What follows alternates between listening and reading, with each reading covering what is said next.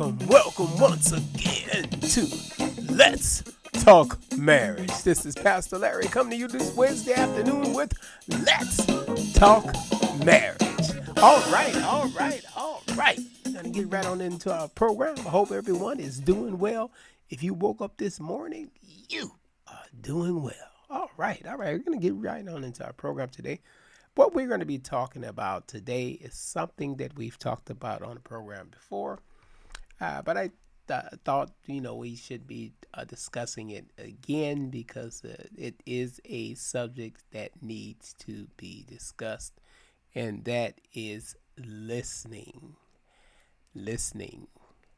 We're going to be talking about that on today because, so many relationships are torn apart, or there's so many discrepancies in the relationships, or so many conflicts in the relationships because of lack of communication. And the main part of communication is listening. And us fellas, we sometimes have a hard time listening to our wives. And our wives have a lot of things to say. They have, a lot of not. Some of them have a lot of knowledge, and it merits us listening to what they have to say, and not just brushing it under the rug. Oh, she don't know what she's talking about. I'm the man, is my castle, and all that all that macho stuff. But it's worth listening. A lot of times, when you listen to your spouse, you can save time, you can save money, and you can sometimes even save your relationship by listening to your spouse. And sometimes, a lot of times, when your spouse wants to communicate something to you, she just maybe just want to vent, or maybe she just want to talk to you about a serious subject. You have to listen with empathy. What I mean by that is, put yourself in your wife's place when she's trying to communicate something to you, because sometimes it's not that easy to talk to us fellas, because we don't we don't wear our, how they used to say, we don't wear our emotions on our sleeve. We kind of we kind of keep it in, and yeah, we bring it out when we need to, and sometimes we don't get emotional, and other times we do get emotional. This depends on the person, but we have to make sure that we are listening to our spouses. Give me 1 second here. We have to make sure that we are listening to our spouses when they're trying to communicate with us. Now I've always said that when you listen to your spouse, you can save time, you can save a whole lot of heartache, headaches by listening to your spouse. Because I know when I listen to my spouse, a lot of times she definitely save the family money by because she does a little research, and she's a avid couponer. She can find a coupon for pretty much anything, and by me listening to us, we're able to save on trips. Anything that we're purchasing, we're able to save on it because we listen to her. And then on the other subject, I listen to her. When she gives her opinion, and she's not overbearing. And I don't mean by what I mean by overbearing is when you give a suggestion to your spouse, don't make it seem like it's a demand, or make it seem like you're belittling them. When you're giving your suggestion, that's why a lot of times your suggestions or don't get listened to, or don't get heard, or your opinions don't get heard because of the way you present it.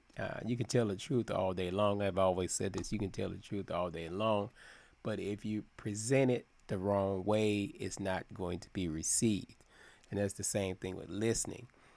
You can listen all day long, but the way you project your whatever you want people to listen to it is how they receive it. And if you project it the right way, it will be received. So listen for emotion when your spouse needs to talk to you about something, especially when it's something hard to talk about.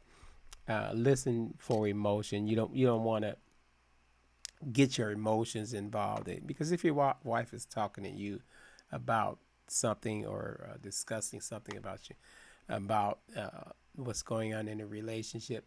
It's a lot of times it's not about you. Don't make it about you when you're listening to her. All of a sudden, it changes it around you and talking about yourself. No, you want to make sure that you are listening to her and make sure it's not about you. It's about her. You're listening to her. You're giving her your undivided attention, and that's the hardest thing. It seems like with people listening. You have people in authoritative positions that don't listen. You have, I guess you can tell somebody something and they perceive it totally different than what was really said. They don't hear it. They hear it the way they want to hear it, and that's how people are. People are people. They're gonna be people. So you have to make sure that we are communicating clearly with people. Make sure they understand what we're talking about because they can easily take it out of content. And it's the same thing in your relationship with your wife. Make sure that you are listening to her and don't just listen to the half of the conversation. Sometimes I have a habit of doing that when my wife is trying to communicate something to me. I automatically jump, to the conclusions. Don't learn not to do that. I have to practice doing that because sometimes I'll do that, especially if it's something I think that someone might be trying to take advantage of her or take her for granted or something. And me with my protective self, I'll jump to a conclusion. She says, "Oh, well, let me finish. Let me finish." So you have to learn to listen to your spouse and hear them out because a lot of times, again, they always have something good to say. They always have something that's beneficial to the relationship that they want to say. And that's the opportunity for them to speak their mind, speak their piece. And not only that, when your children see that their mom is able to voice their opinions or and they notice that the father listens, then they'll become better listeners because you can never become uh, the best listener, but you strive to become a great listener. And that's with anything, even as being Christians, you have to learn to listen to what's being spoken over the pulpit. And that's why it's important to uh, deliver the right verbiage and deliver the right tone. You have to watch your tone when you're delivering something, instructions to people, because people are emotional. We all are emotional creatures, and when you're emotional creatures, the way you perceive things is how you react to them, and you don't want things to be said that's offensive to people, even though it might be the truth at the time. You have to watch how you deliver the truth. Just like a joke, you can have the best joke, but it's all in your delivery. If you deliver the joke the wrong way, no one is going to understand. They're not going to get the joke. But it's all in the way you deliver the joke. If you deliver the joke and the right timing, and timing is part of that, and timing is a part of listening as well. And when you listen to someone, uh, the timing is there. The timing and the delivery should be there, and it should be there. And that's the same thing in when you're in the ministry. You have to learn to how to, and no one is perfect, so you have to learn how to deliver the truth to someone without being offensive. And there's ways you can deliver the truth without being offensive, because when you're listening to someone, your response to what they've communicated to you, your response is how that conversation is going to turn out. And if it turned out, where you end up in an argument or a yelling match, that's not going to be beneficial to anyone. So you have to learn to listen to each other. And, and something, a lot of times when our spouses gives us some suggestions or they have some ideals, most of the time the ideals are excellent ideals. We as men, a lot of times we don't want to listen. We think we know everything. And the wives that think they know everything, sometimes it's good not to say anything. if you, Even though you might be right, just because you're right, it doesn't mean it's the time to say that. And one of the things you should leave out of your conversations when you have those conversations is "I told you so." See, when you go into that realm, oh, I told you so. Didn't I tell you? Unless it's something you both said. I think this, and you say I think that. Then you say, oh, remember I said it. But if it's something where you're trying to communicate something for them and they didn't listen, and then something bad happens, you say, I told you so. You want to try to keep that out of there because if you communicated the right way, if it was communicated the right way, without animosity, without being overbearing, when if it didn't work out the way they thought it was going to work out and you were right, they'll let you know that, oh, you said wasn't going to work out. I should have listened.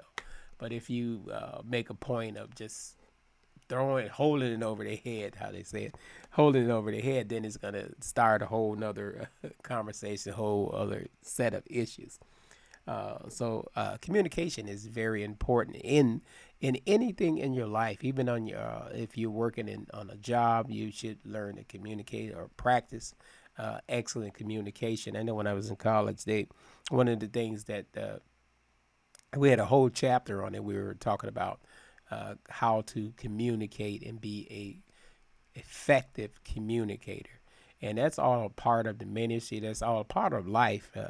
If you're an effective communicator and effective listener, your children will feel that they can come to you with everything. Because if you're not a good listener, they're not gonna want to come to you because first of all, when they're trying to communicate to them, you're gonna start jumping to conclusions. You're gonna finish their conversation. You're gonna finish with their thoughts. You're gonna think it's your thoughts or put your thoughts on their thoughts, and it's not going to turn out right. So when you listen to someone effectively, most of the time you're not even saying anything. You're just saying you're letting them know that you're listening by nodding your head or saying okay occasionally, but you are effectively listening to your spouse. So we have to make sure that we are listening to our spouses when they are communicating with us. And a major part of communication is listening. And a lot of times again, when you're in church or something like that, if the minister is not communicating with his congregation, no one is going to get or understand even what he's talking about. So it's very important to communicate plainly. Sometimes you have to even demonstrate, show some kind of demonstration to somebody in order for them to understand what you're communicating. But communication is a very important part of being uh, human because it can tone down a lot of attitudes. It can tone down a lot of animosity. It can tone down a lot of arguments, disagreements, just by listening. Because if someone is listening, they might have not necessarily a complaint about you. They might have some concerns about you, and they want to communicate it. First of all, they sat down and thought about how to communicate it with you, and they're communicating it with you effectively. Then at that point you would listen effectively. Effective listening is a very important part of effective communication, and listen without bias. You both have your own opinions, yeah, so wait and listen before you put in your, how they say, put in your 2 cents. So make sure that we are listening to each other when we're communicating, and it goes around in life. And when you're in church, you'll become a more effective listener uh, at what's being spoken over the pulpit, by the ministers or by whoever's uh, giving some kind of even in Sunday school. If you're listening, you can learn a lot by listening. That's why a lot of people don't.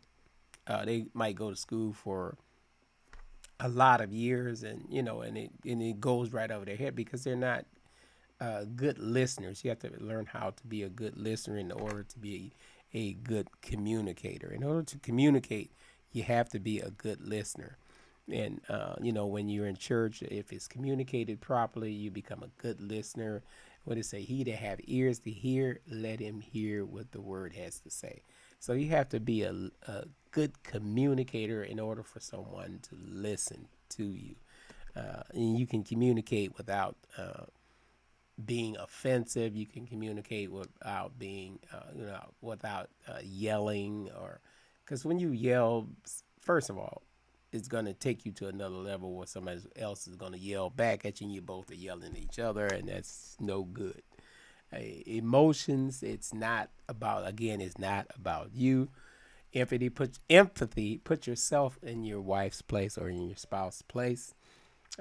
Think before you respond. I always say that. Think before you respond. Because if you just say the first thing to come off the top of your head, it's going to go to another level where you're caught in a heated argument, and that's no good. And again, your kids watch you as a couple, just like as Christians. People on the outside that don't go to church, that are not Christians, they watch you. They see how you respond to different things, and the same thing with your kids.